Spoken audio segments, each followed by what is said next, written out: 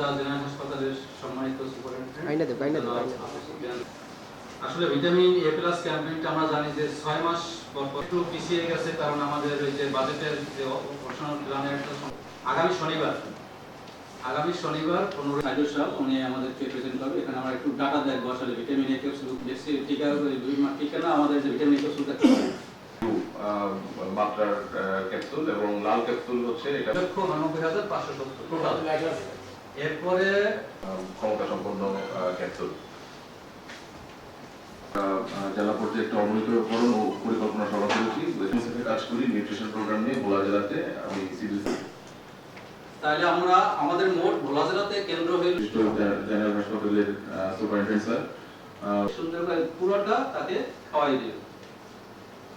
দ্বীপ জেলা ভোলাতে আগামী 15ই মার্চ সারা বাংলাদেশের মতোই দ্বীপ জেলা ভোলাতেও ভিটামিন এ ক্যাপসুল পালিত হবে 15ই মার্চ রোজ শনিবার। আমাদের লক্ষ্যমাত্রা হল 2,89,570 জন। এখানে আমাদের লক্ষ্যমাত্রা দুইটা, 6 মাস থেকে 11 মাস এবং 12 মাস থেকে 59 মাস।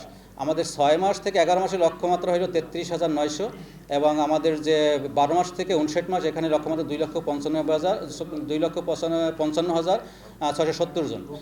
এটা আমাদের সকাল 8টা থেকে বিকাল 4টা পর্যন্ত আমাদের 1699টি কেন্দ্রে, সকাল 8টা থেকে বিকাল 4টা পর্যন্ত আমাদের 1699টা কেন্দ্রে আসলে ভিটামিন এ ক্যাপসুল খাওয়ানো হবে এবং আমরা মাইকিং করব। আমাদের ভলান্টিয়ার প্রতিটা কেন্দ্রে 2জন করে ভলান্টিয়ার থাকবে এবং একজন ক্যাপসুল খাওয়াবে। আমরা সবাই যেন আমাদের বাবা মা যারা আছে, অভিভাবক যারা আছে, সবাইকে যেন আমরা শনিবার দিন আমাদের যে উদ্দিষ্ট জনগোষ্ঠী আছে সবাইকে ভিটামিন এ ক্যাপসুল খাওয়াবো।